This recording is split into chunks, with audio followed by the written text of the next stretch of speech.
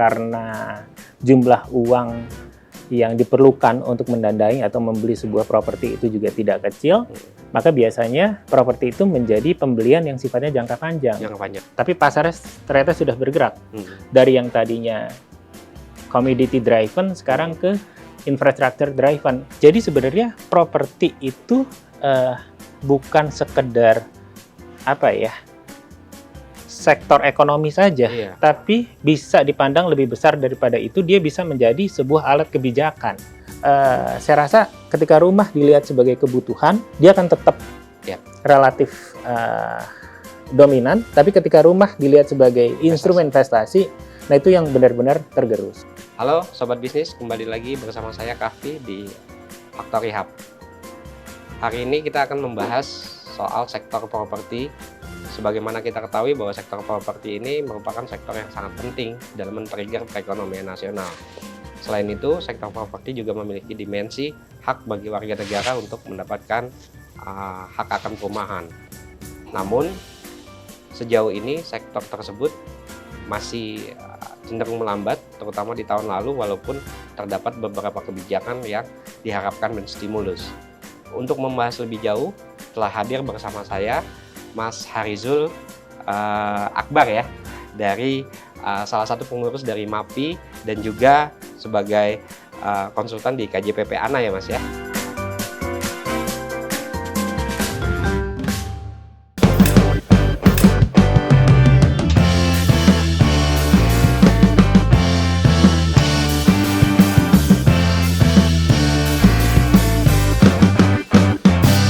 Broadcast, podcastnya Bisnis Indonesia. Selamat hadir di Bisnis Indonesia, Mas. Makasih, Mas Kahfi. Salam kenal. Salam kenal. Oke, kita mulai, Mas, diskusi kita pada siang ini. Semoga mendapatkan perspektif yang sangat luas dan mungkin ada proyeksi ya, Mas ya, terkait sektor properti di tahun ini. Oke, Mas. Yang pertama mungkin kita tahu bersama ya, di tahun lalu sektor properti yang diharapkan juga men-trigger perekonomian kita karena dari hulu hilir nih sektor properti kan ya. Berjalan mungkin secara segmen yang sangat atas super mewah mungkin bisa tumbuh, tapi yang menengah bawah ini masih agak lambat. Mungkin penilaian atau sudut pandang dari Mas Harizul sendiri yang memang pengamat dan salah satu akademisi lah ya yang menggeluti sektor properti ini, melihat hal tersebut seperti apa sih Mas di tahun lalu? Iya, berarti kita bicara tahun lalu dan mungkin beberapa tahun ke belakang ya, Mas Kahfi. Kita perlu lihat setiap industri itu pasti punya bisnis cycle-nya. Begitu juga properti. Tapi sebagaimana kita ketahui, properti itu agak unik gitu ya. Karena memang dia punya karakteristik yang satu, sifatnya itu unmovable, sehingga punya heterogenitas yang tinggi. Jadi sifat pasarnya itu heterogen dan dia tidak mudah dipindah tangankan.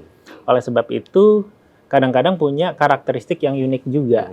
Kalau kita lihat sebenarnya siklus bisnis properti di Indonesia untuk let's say 2-3 tahun ke belakang pasca Covid itu masih dalam tahap recovery. Recovery, betul. Jadi perlu diketahui bahwa terakhir kita peak property market itu di sekitar 2014-2015. 2000, wah, ya. Satu dekade lalu. Betul. Ya. Kalau Mas Kahfi ingat, mungkin dulu pernah ada iklan yang menyebutkan bahwa kira-kira segera telepon, segera beli, besok harga naik, besok gitu ya. Harga naik, ya. Jadi pasar itu di-drive oleh ekspektasi. Nah sekarang shifting marketnya. Pasar properti itu lebih banyak di-drive oleh realita dan kebutuhan. Dan pasca Covid, ternyata banyak koreksi yang dialami oleh sektor properti gitu ya. Nah itu pertama.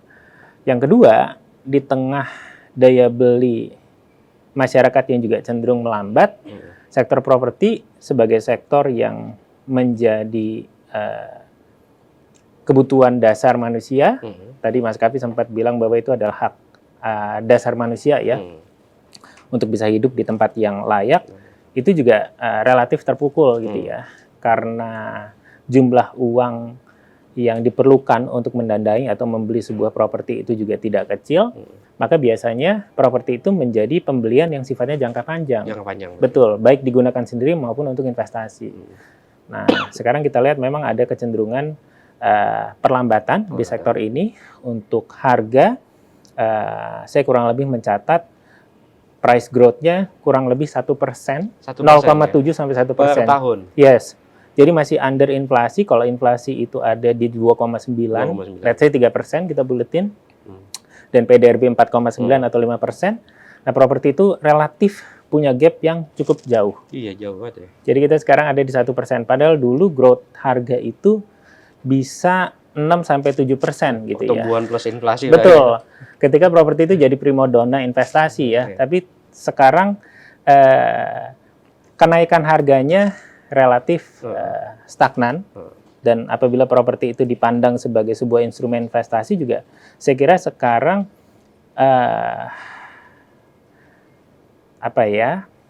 tidak terlalu menarik. Iya. Ketika dia dipandang sebagai sebuah alat investasi. Kurang gitu liquid ya. lah ya. Satu, kurang liquid, dan capital gain-nya relatif rendah gitu loh, betul. Tapi mungkin bagi sebagian orang yang melihat bahwa saya mau tetap pakai ini untuk jangka panjang dan memang untuk kebutuhan dasar manusia, properti akan selalu menjadi sektor yang dekat dengan kehidupan kita gitu ya. Karena kita hidup di rumah, kita butuh rumah yang nyaman untuk tempat berlindung, berkumpul, tidur, istirahat, ketemu keluarga dan seterusnya. Jadi sebagai kebutuhan primer dia pasti dicari gitu ya. Betul. Tapi pasarnya ternyata sudah bergerak. Dari yang tadinya commodity driven sekarang ke infrastructure driven. Gitu loh. Jadi lokasi yang dekat dengan sarana infrastruktur, akses, kemudian transportasi, itu yang relatif lebih banyak dicari daripada yang jauh dan yang relatif mahal harganya gitu ya. Jadi dia dipandang sekarang sebagai sebuah kebutuhan untuk hidup, alih-alih sebagai instrumen investasi gitu ya. Berarti lebih ke fungsional ya. Betul. Fungsionalnya ya, bukan di alat investasi. Nah, Mas Arizal, bisa dijelaskan dulu gak? Misalnya gini, seberapa penting sih sektor properti ya bagi negara seperti Indonesia gitu? Ya kan tadi ya, ada fungsi memang untuk memenuhi kebutuhan masyarakat. Betul. Dan menopang berbagai aktivitas, mobilitas dan segala macamnya. Tapi kalau dalam hal sudut makro gitu ya, seberapa penting sih sektor properti ini? Ya, penting sekali. Karena pertama, properti di Indonesia, sektor properti di Indonesia itu punya kontribusi sebesar 14-15% PDB ya? di GDP. Iya, betul. Tapi sebenarnya kalau kita compare ke beberapa negara Asia Tenggara, let's say Filipina, Vietnam, Malaysia, dan Thailand ya, sebenarnya kontribusi sektor properti di compare ke PDB itu sampai ke 22%, Mas. Tembus sampai 20. Betul. Jadi sebenarnya properti itu bukan sekedar sektor ekonomi saja, tapi bisa dipandang lebih besar daripada itu. Dia bisa menjadi sebuah alat kebijakan. Karena pergerakan di sektor properti itu bisa men-trigger pergerakan di sektor lain. Sektor lain ya. Betul. Saking besarnya multiplier effect dari sektor properti. Berarti memang kalau kisarannya itu 14-15%, ini hampir mirip kayak industri pengolahan ya, kontribusinya terhadap PDB gitu ya. Bahkan di negara lain bisa sampai 20% PDB ya. Maka itu misal ya selalu lah ya, pemerintah ngomong kan indikator daya beli dan segala macam pasti dilihat dua tuh, properti dan otomotif biasanya. Properti dan otomotif ya.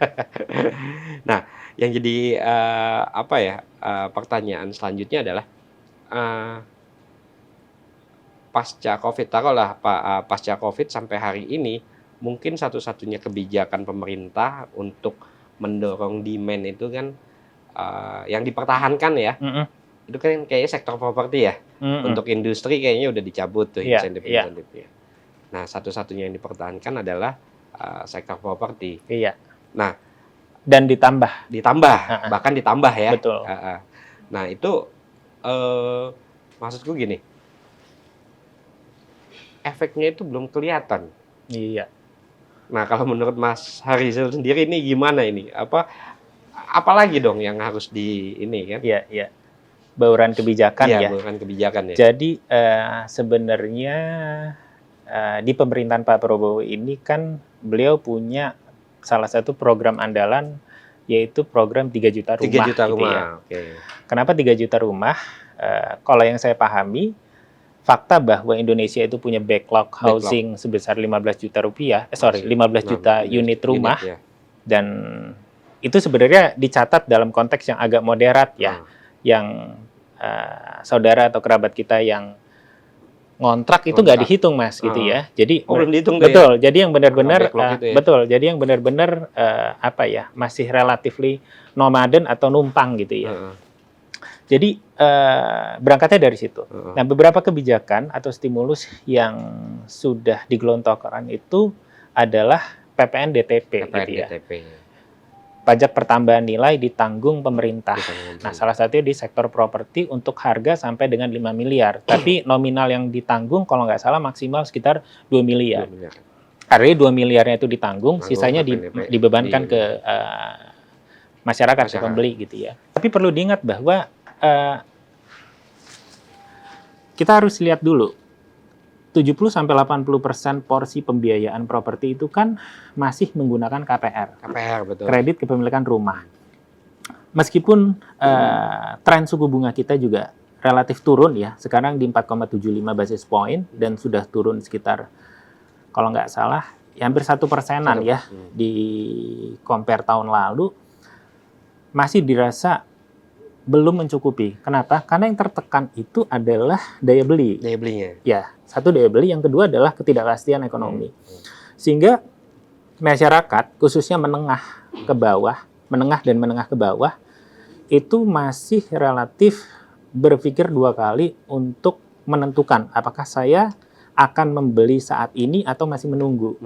Jadi konteks wait and see itu bukan untuk masyarakat ke atas atau investor properti aja ya, tapi first home buyer juga berada di titik itu. Kenapa? Karena ternyata porsi kebutuhan pokok itu untuk konsumsi rumah tangga khususnya di Indonesia ini kan kisarannya antara 70-80%. Jadi sisa 20% yang bisa diatribusikan ke sektor lain. Salah satunya adalah cicilan KPR gitu loh Mas. Jadi saya rasa kalau pertumbuhan ekonomi dan kesempatan kerja itu masih belum terlihat nih hilalnya, masih belum kerasa ke depan, masyarakat juga relatif masih akan menunggu. Tapi kita harus lihat juga lumayan sudah banyak tercermin dampak dari stimulus pemerintah, khususnya PPN DTP, dan juga jangan lupa ada kur perumahan. Meskipun untuk demand side-nya itu cuman kayaknya sekitar 10%-an ya, sisinya supply side ya, buat kontraktor, pengembang dan seterusnya. Tapi kalau Mas Kavi lihat perumahan menengah sampai ke kecil itu secara volume masih lumayan, meskipun growth-nya kalau di compare year to year nggak terlalu menggembirakan.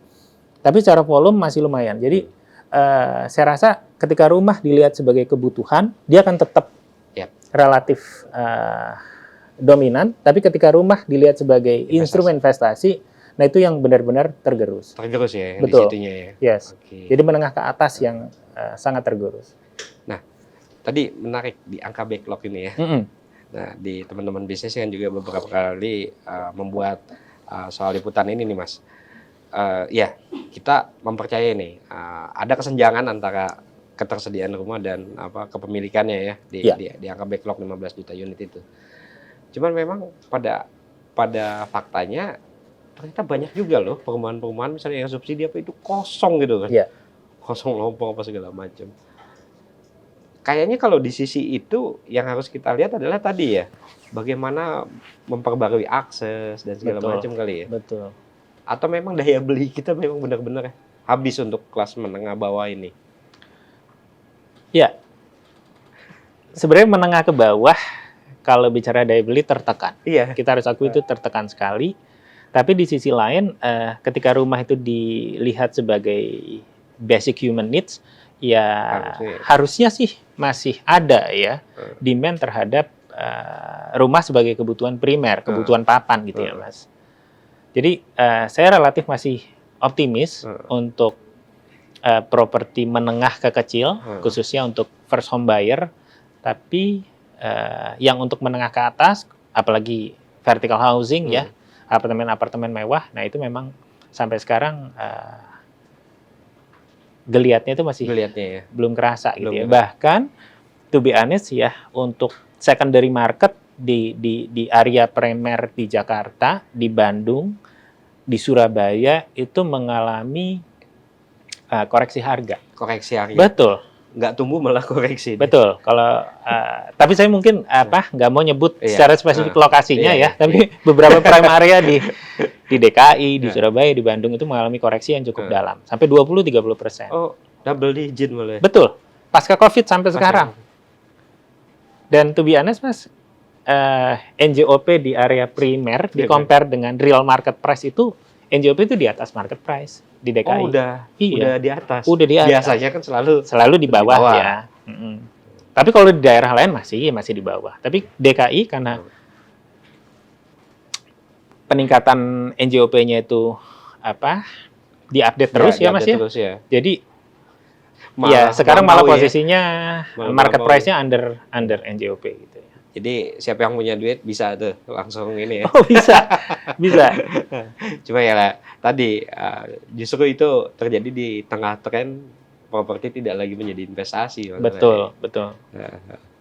Nah, Mas, basicnya ini kan kinerja tahun lalu. Kita dihadapkan sama proyeksi di tahun ini. Ya memang pemerintah sudah bicara bahwa target ekonomi ya taruhlah 5-6% gitu ya. Yang kita nggak tahu kan sebenarnya BI rate nih. Bagaimana kalau dengan ini sebagai instrumen moneter kita menghadapi depresiasi dan segala macamnya, kan kita nggak tahu nih fluktuasinya kayak gimana ya di tahun ini. Gimana Mas ngelihat proyeksi pasarnya tahun ini properti ini? Buat properti ya. Saya agak harus nyela nafas dalam ya. Kita elaborasi dulu deh. Ketika bicara outlook untuk 2026. Yang pertama, saya mau katakan bahwa pasar properti itu sedang mengalami shifting. Jadi market itu sekarang difilter gitu ya. Kita itu mengalami filtering pasar dan konsumen itu jauh lebih realistis. Realistis ya.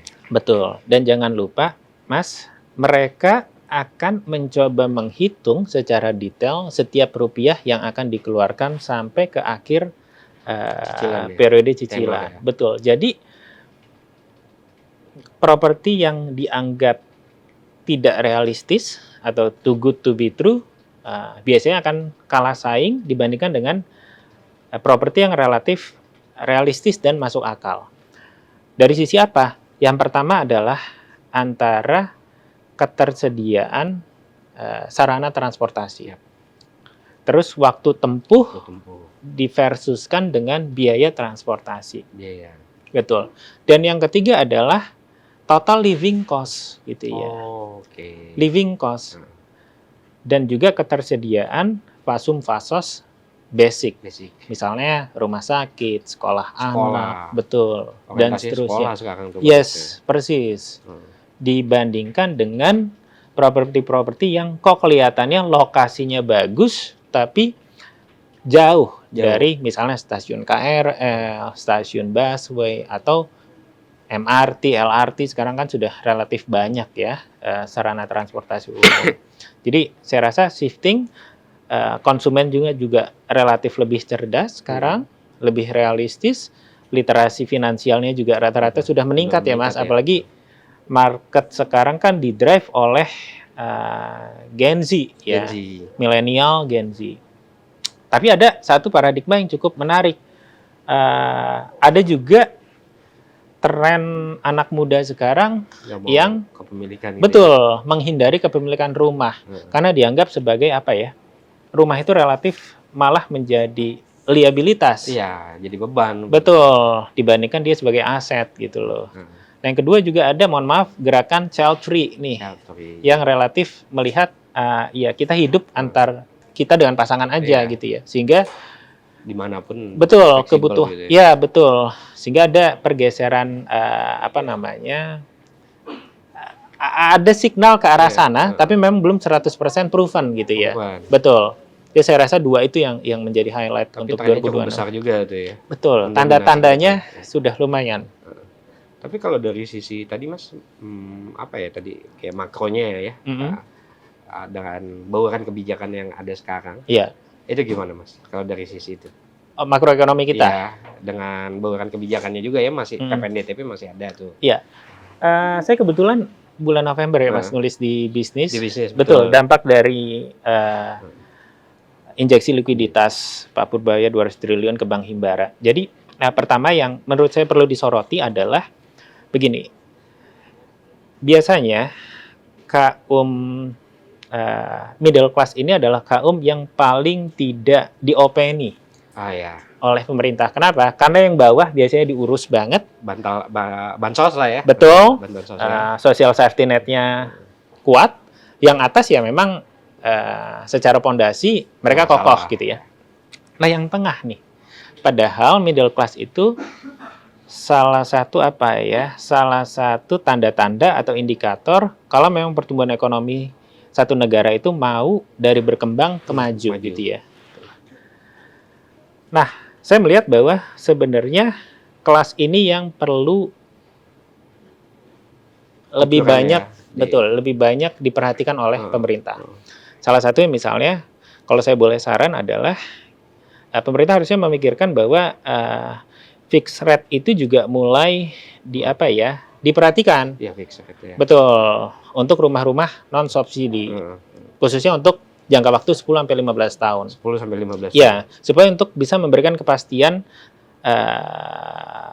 kuantitas cicilan kepada mereka gitu ya. Dan yang kedua, PPNDTP nih.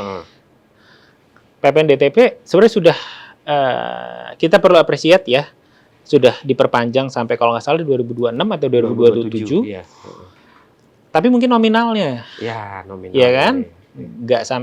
Nggak cukup 2 miliar, tapi kalau bisa dilebarkan gitu ya.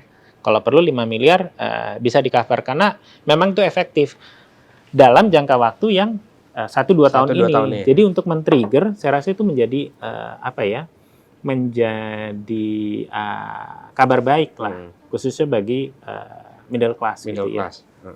Nah, kalau kita bicara lower class, kita tinggal nunggu sih sebenarnya ya, apakah bauran kebijakan yang sudah digelontorkan oleh pemerintah itu bisa berdampak ke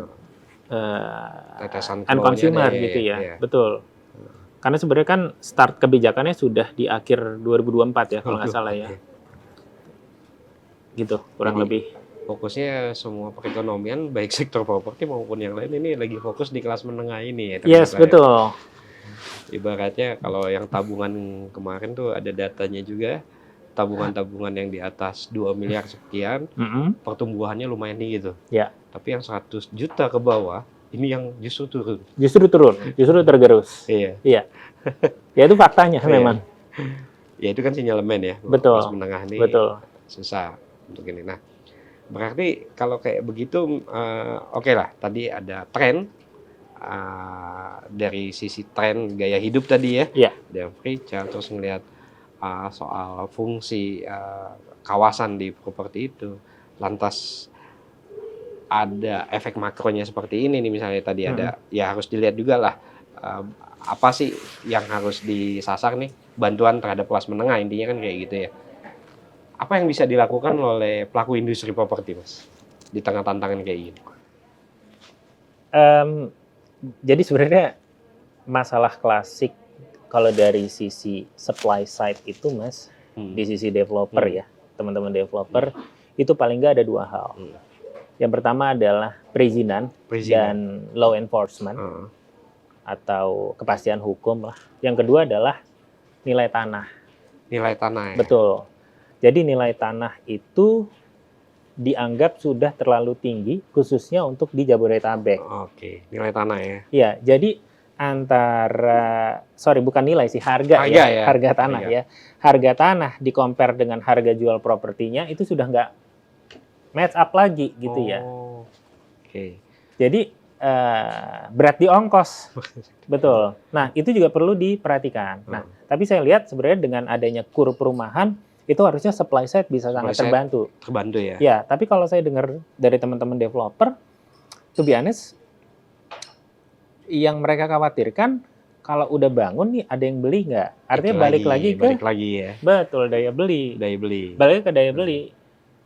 Jadi ibaratnya sebenarnya dari sisi developer tuh sebenarnya nggak ada masalah nih. Ketika ini dari sisi demand-nya diberesin nih. Betul. Di kelas menengahnya ya. Betul. Oke. Kalau kayak gitu mah perubahannya bukan perubahan ya, kita mengharapkan kebijakan yang holistik dong ya. Betul. Dan nggak bisa langsung jadi. Betul. Iya, karena properti ini kan memang sifatnya jangka panjang ya. Jangka panjang. Betul. Struktur finansialnya juga, struktur pembiayaannya juga jangka panjang. Jadi memang harus ada roadmap yang jelas nih dari pemerintah. Dari gitu pemerintah ya. Betul. Apalagi mimpi besarnya Pak Presiden juga luar biasa ya. 3 juta rumah itu bukan abrakadabra, memang butuh waktu, takes time. Dan butuh kolaborasi yang signifikan antar semua stakeholder. Nah, karena dari tadi udah disinggung nih Mas. Ini pertanyaan satu sebelum yang terakhir nanti saya tanya ya. Soal 3 juta rumah. Iya. Itu gimana? Dalam artian realisasinya, hambatannya dan sebenarnya targetnya ini realistis atau enggak? Gimana Mas 3 juta rumah ini? Kalau menurut Mas Aris. Ya, jadi kalau kita compare ke akhir tahun lalu, sebenarnya capaian 3 juta rumah itu kalau nggak salah masih under 10% ya Mas. Under 10%. Dan itu sudah dicampur dari program renovasi. Jadi 3 juta rumah itu nggak melulu bangun baru ya. Betul, tapi ada perbaikan-perbaikan yang dari nggak layak menjadi layak dan seterusnya gitu ya. Nah, kembali lagi yang harus diperbaiki bukan cuma supply side-nya. 3 juta rumah itu kan kita bicara supply side-nya dan itu bagus dan itu harus kita appreciate. Tapi demand side-nya nih. Masalah daya beli dan kepastian kebijakan gitu loh.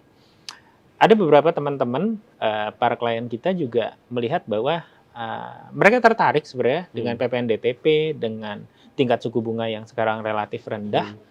Tapi terkait dengan pekerjaan mereka, terkait dengan pendapatan mereka, terkait dengan apakah nanti kebijakan moneter kita ada perubahan, terkait dengan misalnya yang sekarang harga emas kan naik banget ya karena krisis global itu lagi betul. Nah, hal-hal ini yang membuat masyarakat khususnya first home buyer menjadi relatif kurang confident untuk menentukan apakah saya beli sekarang atau enggak. Mungkin uangnya ada sekarang gitu ya. Tapi karena keputusan investasi itu keputusan pembelian properti adalah keputusan jangka panjang, mereka kan harus memikirkan resiko jangka panjangnya. Saya kuat nggak nih nyicilnya? Betul. Ya kan? Lagi dunia ekonomi lagi begini. Betul. Iya. Nah, ketidakpastian itu ya. Betul, faktor-faktor itu yang sekarang benar-benar mereka pertimbangkan, khususnya Gen Z, milenial ya, yang literasi finansialnya juga sudah cukup baik menurut saya gitu. Karena bukan nggak mungkin ketika mereka berpikir gimana kalau saya nyewa aja, tapi pendapatan saya diputar di instrumen investasi yang dapat menghasilkan return cash flow yang lebih baik dibandingkan beli rumah gitu loh. Jadi kegampangan itu masih ada nih Mas gitu ya. Kegampangan itu masih ada. Menarik ya, Bro. Jadi persoalan problem ini semua sebenarnya muaranya satu gitu ya. Bagaimana masyarakat bisa confidence.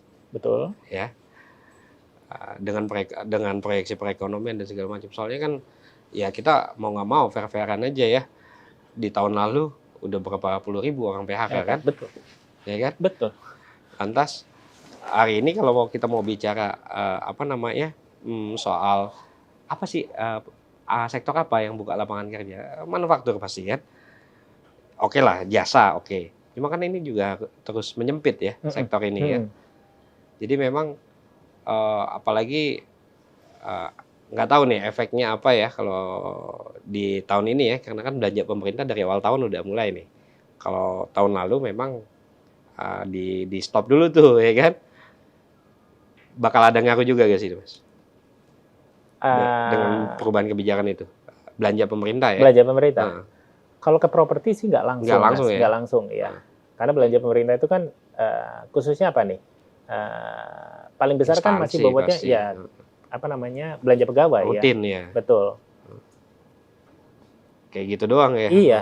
Kalau mau relatif cepat ya pertama adalah fiskal ya. Fiskal. Itu nomor satu. Dampaknya itu biasanya relatif cepat. Mungkin 2-3 bulan itu bisa dirasakan di pasar properti gitu ya. Nah, yang kedua memang moneter. Tapi moneter itu kan kebijakan moneter itu kan bukan kebijakan yang apa ya, yang bisa based on selera gitu ya. Banyak sekali faktor yang harus dipertimbangkan dan sangat relate ke kondisi perekonomian global. Ya kan? Jadi oke, sekarang rezimnya suku bunga rendah. 4,75, everybody happy. Tapi gimana ntar nih gitu loh. Deg-degan terus ya? Pasti. Berarti bener nggak? Sebenarnya bukan masalah Gen Z nggak bisa beli rumah, was-was beli rumah. Was-was, betul. Ininya itu ya? Iya. Was-was, benar Mas. Nah, yang terakhir Mas, ya sebagai pengamat soal sektor properti dan sangat mahfum soal properti mulai dari bentuk rumahnya sampai ke sebagai aset gitu Mas Haris. Apa sih concern-nya di periode ini, di periode 2026 ini untuk sektor ini? Untuk sektor properti. Concern yang paling apa ya? Kayaknya dengan kebijakan ini pemerintah bisa deh gitu. Ya, yang pertama kembali lagi bagaimana daya beli itu bisa diungkit. Daya beli lagi. Ya, khususnya menengah sampai ke bawah. Itu nomor satu ya. Yang kedua adalah kepastian kebijakan. Jadi harus ada kepastian kebijakan yang relatif terukur dan dikomunikasikan dengan baik ke masyarakat gitu Mas. Karena kadang-kadang kebijakan di sektor properti ini sosialisasinya masih terbatas. Gitu ya. Jadi konsumen yang mau beli itu masih belum bisa tahu, oh ternyata ada program ini loh, oh ternyata ada program itu loh. Nah yang ketiga, saya kira dari sisi developer perlu memikirkan beberapa insentif non-cash yang bisa diberikan kepada masyarakat ya. Karena mau bagaimanapun angka itu masih menjadi concern Mas bagi masyarakat menengah ke bawah gitu ya. Misalnya harganya 500, dia dapat diskon 20-30 atau di-convert menjadi misalnya AC kah, kulkas kah, carport kah. Itu masih betul, gitu ya? Masih lumayan menjadi concern ya. Beda halnya untuk menengah ke atas, itu nggak jadi concern. Tapi untuk menengah ke bawah itu masih menjadi concern. Nah, yang keempat, mungkin harapan kita semua bahwa ya makroekonomi kita membaik gitu ya. Jadi target satu-satunya itu 8% itu semakin realistis sehingga memang ada harapan gitu ya. Karena ketika konsumen and user itu dikasih harapan bahwa mudah-mudahan 2-3 tahun, 4 tahun itu Indonesia benar-benar akan tumbuh perekonomiannya, ya akan ada rasa confidence bahwa saya akan mampu nih melakukan cicilan untuk ngambil keputusan pembelian saat ini gitu ya. Berarti pertumbuhan ekonomi segitu, sektor properti kontribusi terhadap PDB bisa 20% lebih tuh Mas? Bisa jadi, bisa jadi, betul. Karena hulu hilirnya dapat dia. Betul, betul. Tapi harus dipahami karena negara kita ini luas Mas. Luas. Ya, kebijakannya itu harus relatif merata antara satu daerah dengan daerah lain. Gitu ya. Karena backlog itu nggak cuma bicara di Jakarta atau Jabodetabek ya. Tapi backlog itu di Jabodetabek berapa persen Mas? Dari 15 juta? Mungkin sekitar 70%. 70% di sini. Selebihnya mungkin Sumatera ya? Jawa dulu ya. Jawa ya? Betul. Jawa Timur, Jawa Tengah. Oh iya, Jabodetabek doang itu ya 70% ya? Let's say Jawa Barat, Banten masuk di Jakarta lah, masuk di Jabodetabek ya. Dan mungkin butuh juga kali ya, mensimulasinya itu dengan infrastruktur transportasi yang lebih baik apa segala macam ya? Betul, betul. Jangan lupa juga di sisi supply side sebenarnya kan cukup banyak lahan-lahan yang dimiliki negara yang sebenarnya sama sekali nggak produktif, entah yang sitaan korupsi BLB atau kemarin tuh banyak sitaan cukup banyak. Terus aset-aset pemerintah, entah daerah atau negara yang nggak diutilize dengan baik, itu sebenarnya bisa di-convert menjadi tanah untuk dikembangkan, Mas. Dan itu kalau nggak salah beberapa sudah coba dilakukan pilot project, tapi saya belum update efektivitasnya seperti apa gitu ya. Tapi nggak ada ya sitaannya yang di tengah kota ya. Nanti rebutan ya. Rebutan ya. Jadi infrastruktur baru. Betul. Oke. Ada lagi Mas yang mau disampaikan untuk diskusi kita kali ini? Ya mungkin untuk penutup ya.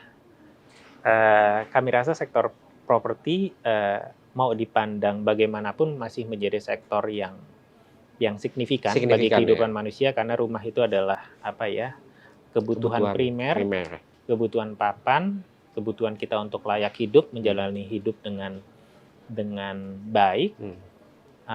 Oleh sebab itu, karena sektor properti itu sangat berkaitan dengan sektor-sektor luar. Di luar dari sektor properti itu sendiri, konstruksi, material, finansial,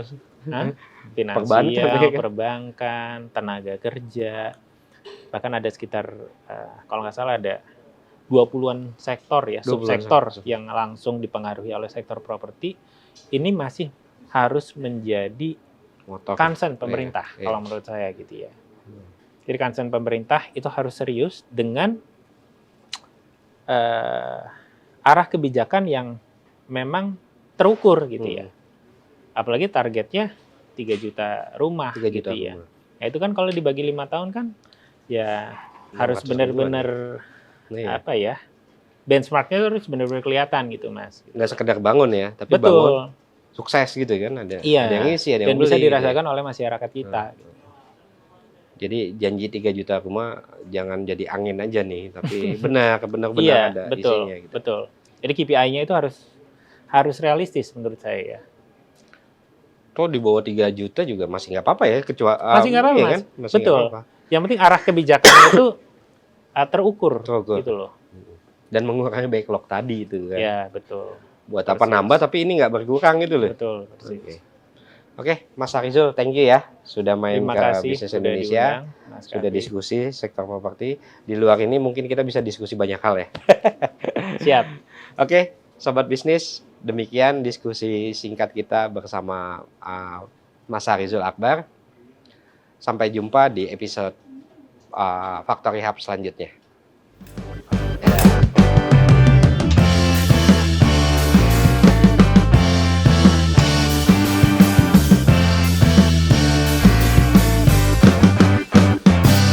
Broadcast, podcastnya Bisnis Indonesia.